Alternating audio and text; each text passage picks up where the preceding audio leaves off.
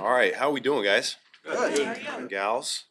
Man, it's nice to be out there on the grass. It was we call it rookie orientation, but I was just telling Aaron on our way on over here. It's a coach orientation for us this year too. It's our first time as a coaching staff to really have a practice format like that, and it was fun to see them get after it and get to work a little bit. So we got a long ways to go, but really happy with how the guys went out there and competed and learned today, and look forward to seeing the progression there over the course of the weekend. So I'll open it up from there.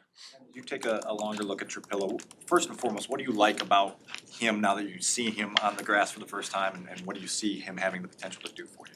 Yeah, it's still early to make too many assessments on that, but he's exactly what we thought he was going to be. He's super smart. Had a meeting last night with him, meeting this morning with him, and he's able to apply those concepts right to the field immediately. So he's very advanced in that regard. Technique, fundamentals, he takes those seriously. Something we talked about this morning as a team, just transferring the little things that Coach Rochar, Coach Devan are talking about in that meeting room and being able to apply them immediately. It's really impressive for a young guy. I realize that a rookie minicamp practice isn't the same as what you're going to be doing during training camp or even during the veteran minicamps. But, you know, as you were an assistant coach and developing what you wanted to be like as a head coach, what did you want your practices to be like? What are the kind of main ideals in things you want to get done? Yeah. Johnson practice. Well, it's nothing out of the ordinary. We spent the last night and this morning installing new concepts for these guys, and now it's their opportunity to go out and execute them at a high level. We're going to make a lot of mistakes. I think I've been pretty open and honest about that since I came into the building here, that we encourage that. We need that. That's how we grow. And so those mistakes are going to happen, and we'll make the corrections here this afternoon, and then we'll have our walkthrough to clean all that up. So that's really a progression. It's nothing crazy or revolutionary. In terms of the flow, it's a balancing act with the rookies here right now, because some are a little bit more in shape than others. So we want to be smart with how we're taking care of their bodies, and we're not pushing them too hard and have the soft tissue things pop up already. So the tempo of practice right now might be a little bit slower than what it will be in the future, but it's something we'd like to work on. As a former tight ends coach, what are the challenges in picking a rookie and helping get him ready when he's got the sort of huge umbrella of responsibilities both in the run game and pass game?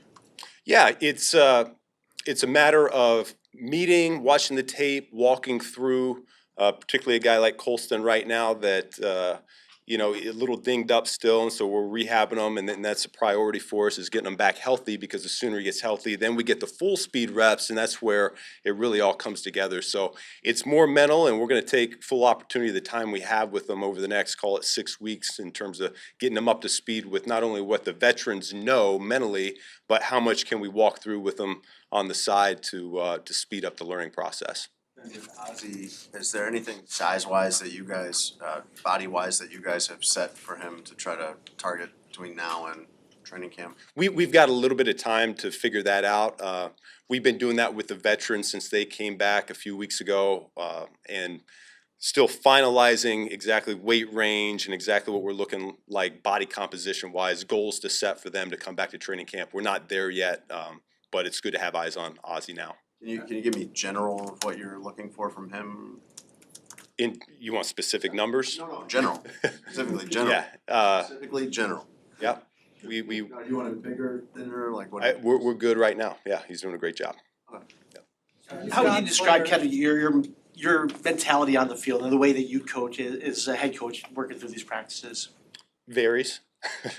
It varies based on what we're seeing. So a little bit of a counterbalance and a pendulum is things go one direction, like to try to keep things centered to a degree. So yeah, I think you'll see a lot of different personality styles come out, not just with me, but the rest of the coaching staff as well, as we work to get to know our players a little bit better and what they need to be pushed. Did today feel more different to you than any other day you've ever had as a coach, as being the head coach? I've never blown the whistle to stop the play, and I got a little bit of work to do there. I can get better in that aspect, but no, other than that, it was great. I'm surrounded by a phenomenal coaching staff.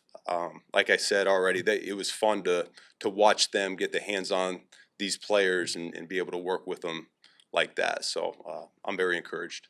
Apart from the drafted players, you've got the rookies, undrafted free agents. How does one of those players go from long shot to maybe has a shot to might actually make the team?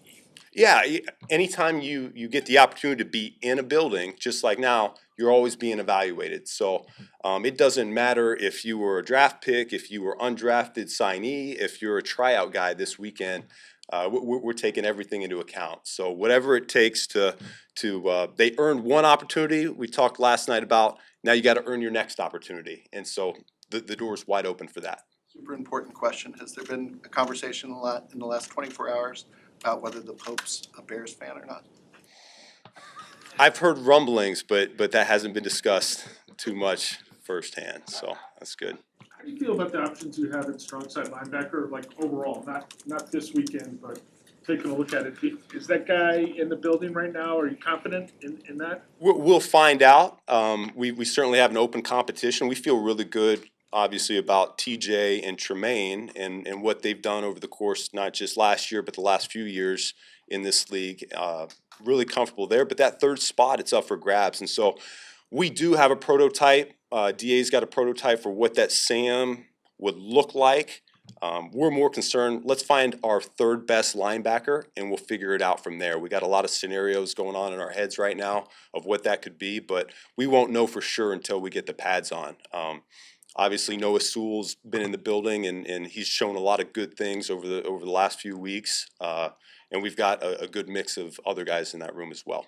Couple more, as you try to figure out the left tackle position, big picture, what do you hope happens over the next 6 weeks here as you try to get a feel for who fits where and who's the ideal? Yeah, we're not earning jobs here this springtime. What I would like to see offensively, it's not just for the O-line, but we're still trying to comprehend this system. There's a lot. We've taught a big picture view really over the last few weeks. We haven't even formally installed a specific play and a formation all at once yet.